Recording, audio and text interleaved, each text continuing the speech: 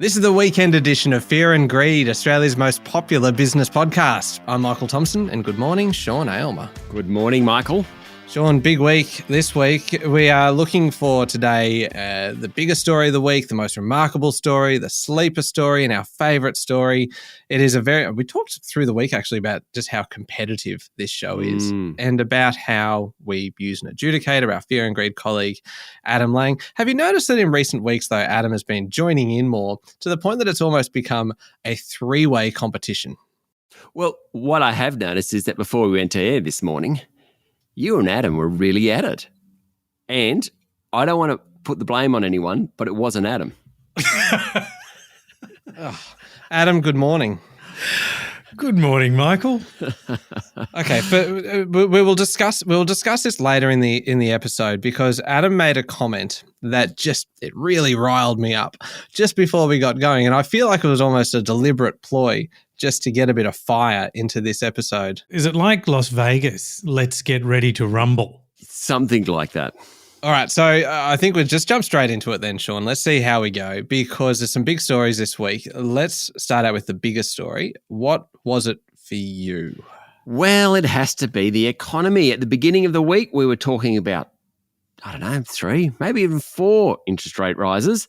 Today, we're talking about 1 or 2. Why? Because economic data this week shows that the Australian economy was slowing at the end of last year. In fact, economic growth for the December quarter came in at 0.5%, well below what people thought, and 2.7% for the year.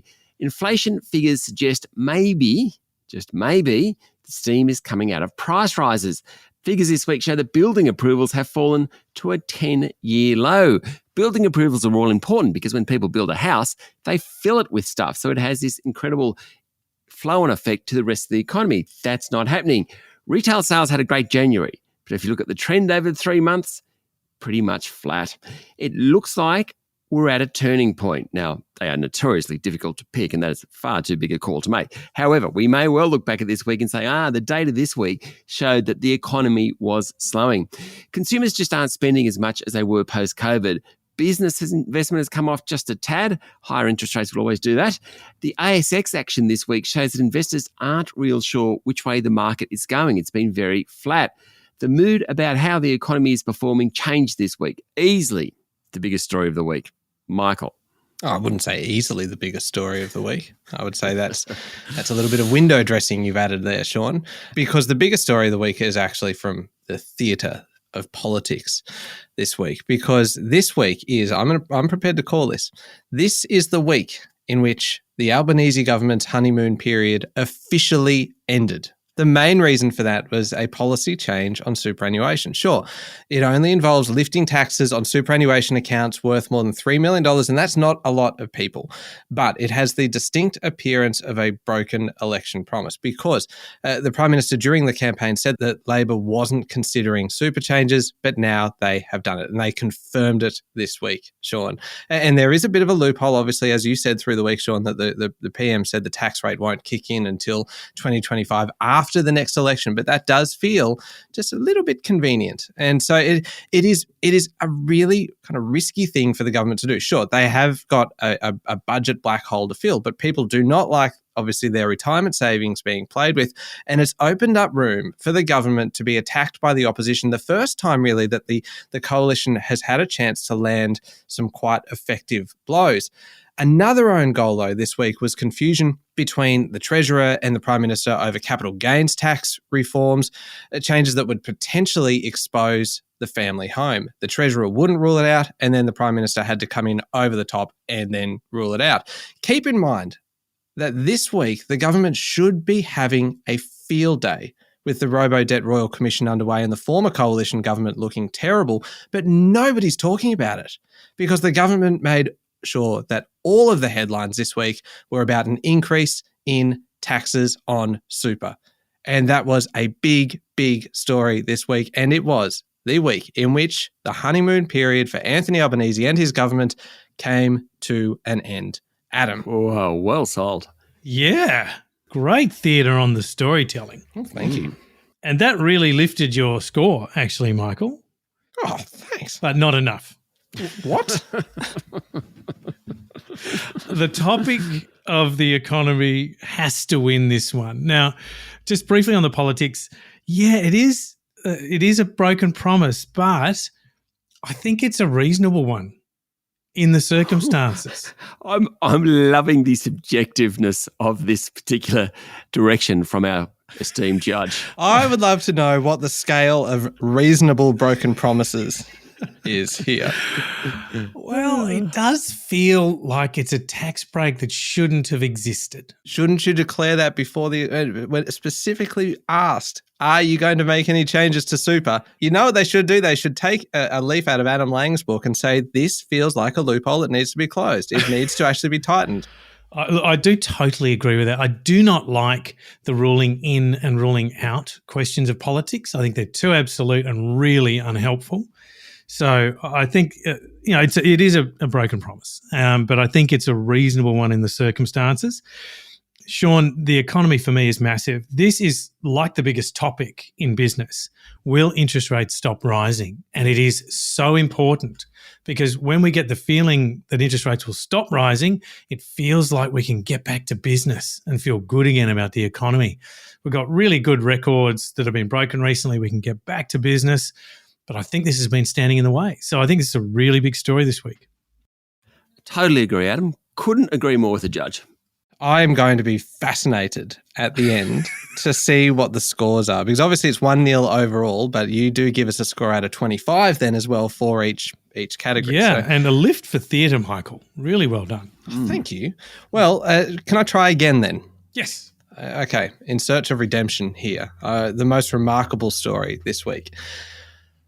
I think, and there was actually a bunch of things to choose from, and so this was for me the standout of all of the remarkable stories. I think the fact that rooftop solar is about to become Australia's biggest power source is just remarkable.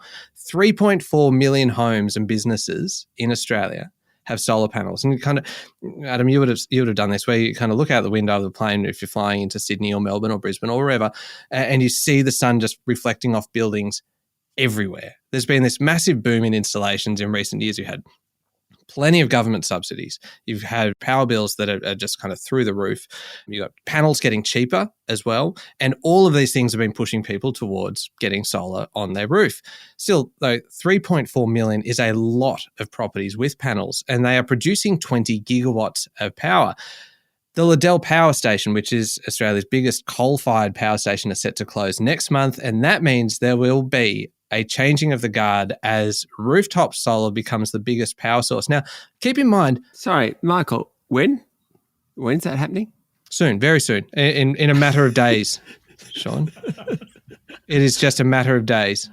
I think you said next month, but it's a month's worth of days, Sean. But really, I don't think the detail is not important.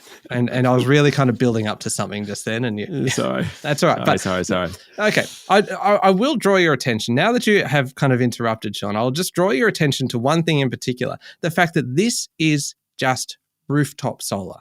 This doesn't include kind of the large scale projects like the massive solar farms and things. This is just rooftop panels becoming the biggest power source in Australia. Australia is leading the world on this. That is remarkable. This is a hugely significant moment in Australia's shift towards a renewable energy future. If you add in all of those large-scale projects and the medium-scale ones as well, solar power is already the largest individual power source when you add all of those other ones in. But in the next month or so, it will become rooftop solar on its own. How about that for people power? Sean, over to you. Well, I mean, that is well sold. My story is more remarkable because it happened this week. What's remarkable this week is that Michael Thompson, my colleague, our esteemed colleague, released a book, How to Be Remembered. Now, those of you who know Michael will be very, very surprised that he actually came up with anything as solid as well. Is it 90,000, 100,000 words? Yeah, about that. Yep. Yeah. I've read it. Well, actually, that's not true. I've basically got 3 chapters to go. He certainly uses my name, and there's a character in there just slightly uncomfortably like Adam, I just want to say. The fact that Michael Thompson, a man who spent all his life in radio, It's all about the spoken word, has written a 90,000 word book. Absolutely remarkable. I mean, I also thought the fact that everyone's cracking down on TikTok is a bit remarkable this week too. But I'm throwing that aside. It's all about Michael Thompson, how to be remembered. How did you do it, Michael? That was impressive because now I completely agree. You deserve the point for this one. It is 2-0 without even needing to go to the judges. Well played, Sean. Oh, well, you know. Adam. Yes, unfortunately, I don't agree with you, Michael. But even when you lose, you win. So in this case, Sean loses because Michael Thompson releasing a book is indeed remarkable, but just a fraction narrow for the world economy. And so in this case, I love seeing that solar is tipping the balance and is going to be our biggest power source in the very near future. I think it is fantastic. And it is indeed remarkable. So that tipping point being reached is my most remarkable story for the week. Can we give Sean an honourable mention or some bonus points or something? Yes. Thank you. Give him 2 bonus points, please. Okay. Okay, it's 1-1. And we will come back in a second and find the sleeper story of the week. This is going to be a good one.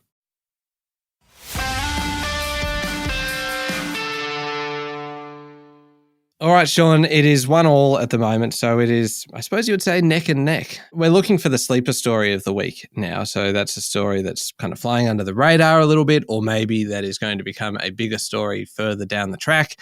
Is there anything in particular that caught your eye this week? There was. Now, this is a story with ramifications, literally, for every person with a super fund, and that's pretty much everyone, every adult in Australia. The corporate regulator has accused retail super giant Mercer of misleading members about the sustainability of its investments. Greenwashing is a term that we're going to hear a lot about. So the Australian Securities and Investments Commission alleges Mercer Superannuation misled members of one of its funds. The fund is called the Sustainable Plus Fund, by claiming it excluded companies involved in carbon-intensive fossil fuels. And then it invested in AGL Energy, BHP, Glencore, and Whitehaven Coal. Sounds fairly carbon intensive, some of those guys. It also told members it excluded alcohol producers and gambling outfits from the fund, but then invested in 34 companies across the 2 sectors. This is what the ASIC is alleging. Those companies included Crown Resorts, Tabcorp, Budweiser, Carlsberg, and Heineken. It's the first time ASIC has taken a company to court alleging greenwashing. Now, this, I'm sure, isn't quite as clear-cut as it might seem, and we haven't heard from Mercer yet. Remember, a fund manager often will invest in a company and engage with that company to help them change what they're doing. This happened with Mike Cannon-Brookes trying to take over AGL Energy last year. Rather than splitting AGL Energy into a good company and a bad company, Mike Cannon-Brookes said, you've got to take responsibility for this. I'm investing in you, help you get rid of your bad assets, take on the good assets. So it's not quite as clear-cut as it might seem.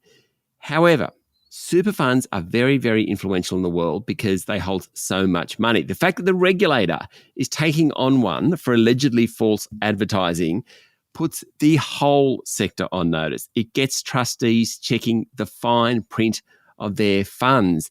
What it will do will better ensure that funds that say they're sustainable actually are sustainable, and that will lead to buying and selling of assets all over the place.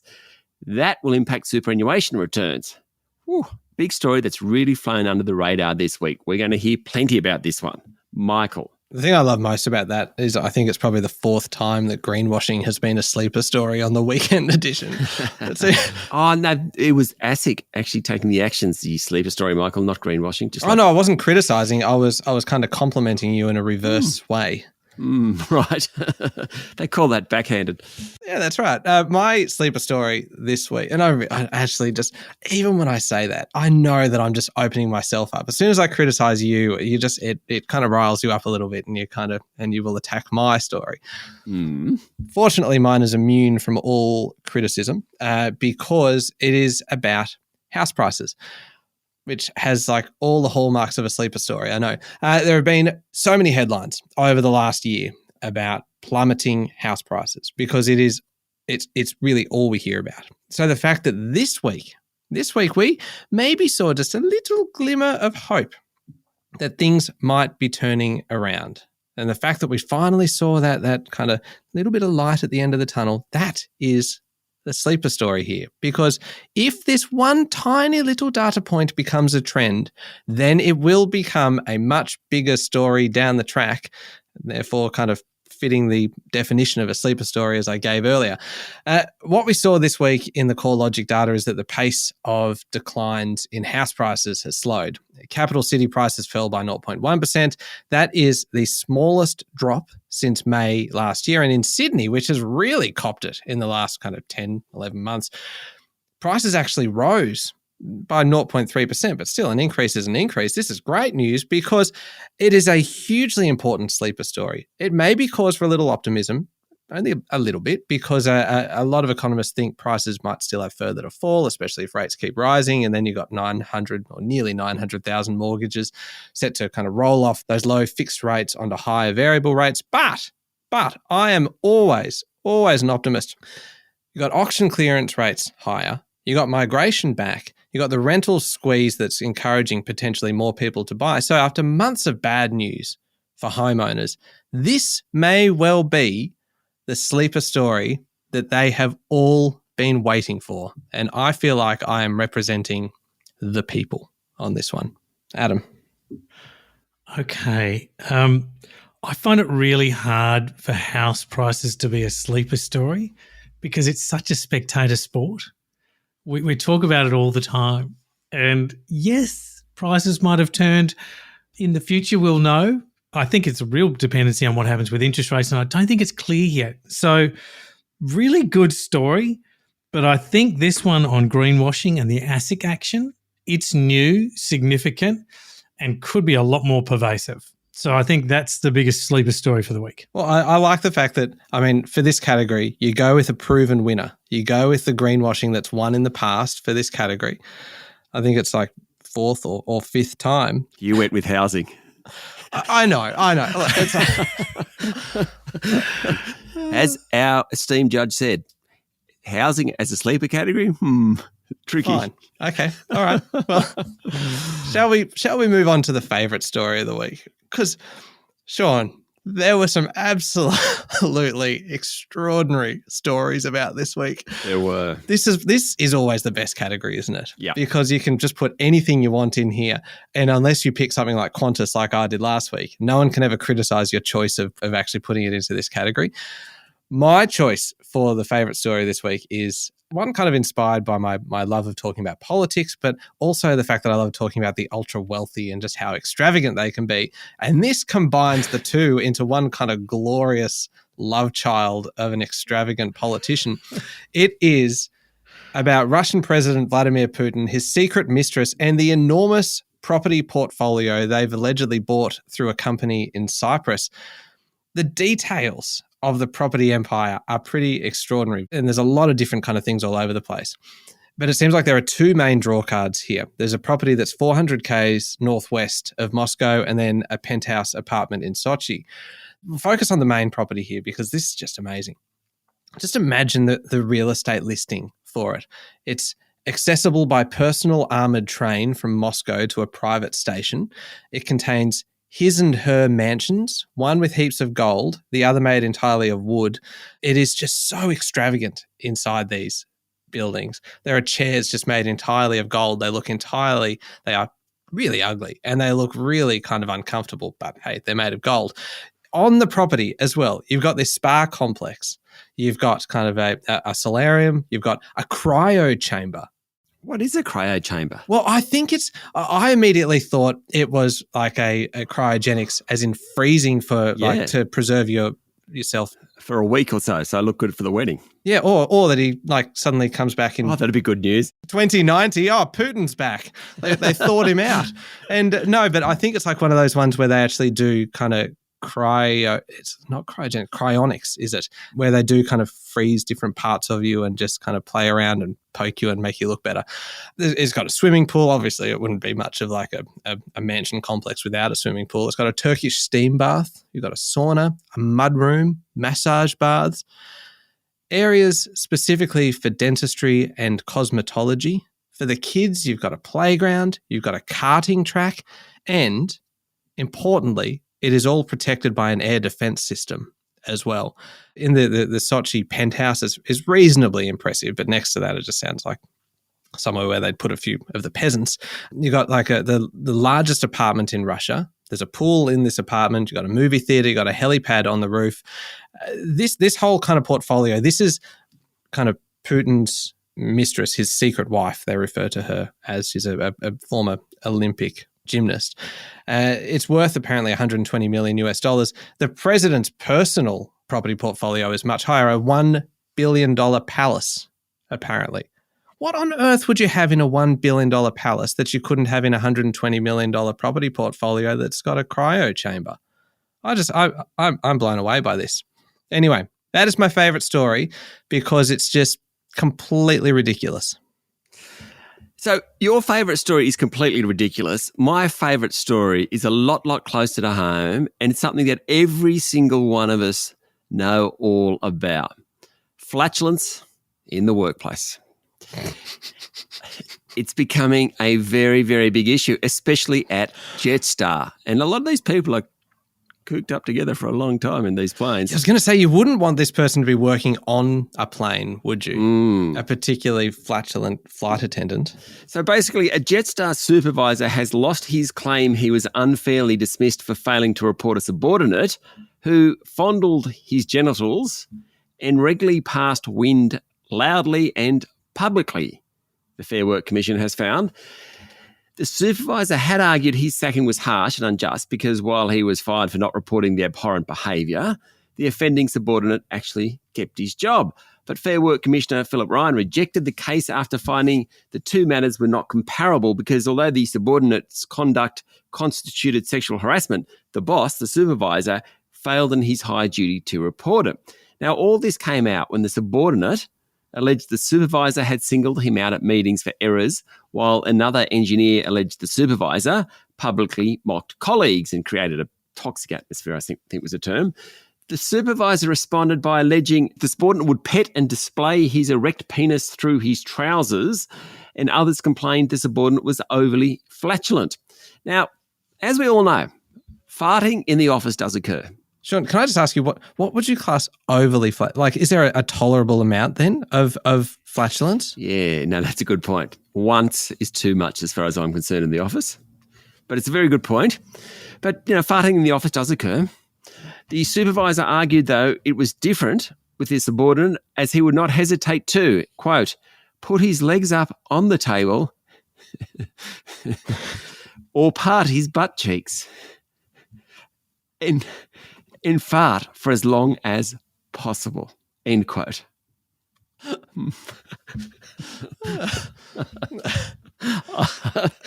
Oh, where we go at Fear and Greed. But the attempt to damage the subordinate's credibility backfired as Jetstar started investigating the supervisor for not reporting or disciplining the subordinate for what was considered sexual harassment and a breach of Jetstar's code of conduct. Now, Commissioner Ryan said the supervisor's argument for staying silent on the alleged sexual harassment was simply unacceptable, and he had a duty to escalate significant breaches of the code of conduct. So he lost out. However, the rest of us won.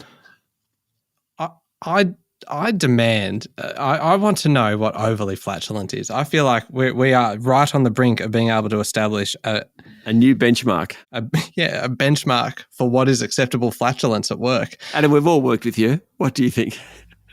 One is too many. Yeah, I'm with you. But is it one really long one like this fella was allegedly doing? Or just... Well, if you're going to do one, I mean, the fellas... Yeah, if you're going to do it, you may as well just really go to town, clearly. Right. Thank you both. And I just want to re-clarify, this is for favourite story of the week. Yeah, look, I haven't got a chance. I appreciate that, but it's just too good a story to ignore. Sorry. Right. You just wanted a reason to be able to get this story to life. Totally. And Vladimir Putin, he's ripping off the Russian people. Oh, don't come bloody high and mighty on us now. We all know that. Come on, there's nothing new in that story. The Fair Work Commission's out there making real decisions about things that affect every one of us in our office. Yes. Adam. So, look, it's kind of like the least worst, and you win, Sean. I win. Yeah, for the Hang on. Jetstar employee. Oh, Because I cannot reward an absolute despot like Putin ripping off the Russian people. Hang on. that's a left field outcome. What the heck just happened? Excellent work, Adam. Excellent work. Hang on. So now there's this kind of moral judgment coming into story choice. Totally. He's picked the farter over the dictator, and that's fair enough. That is a moral choice from Adam. Hey, Adam, do you remember when we used to work together? And remember how there would be a Monday morning meeting? Yes. And everyone would be kind of gathered in the boardroom. And unfortunately, our workplace was right next door to a very large fish market. And at about 10 a.m. every Monday, the Piedmont fish truck would come by and collect its load of fish guts. And about 3.5 minutes after it arrived, the smell would enter the air conditioning. And it would just spread around the room. And you've never seen people more quick to declare, oh, it's the fish truck. It's the fish truck. Just so that no one would go, was that you? Oh. And so every time now I think of workplace flatulence, I think of you, Adam, and the fish truck.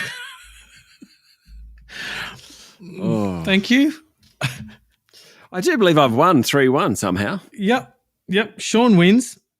Sean wins 3-1. I must say it was a lot of fun. Sean, 84 points. Michael, 79. Oh, he's getting harsh. What the heck? I will send you the card.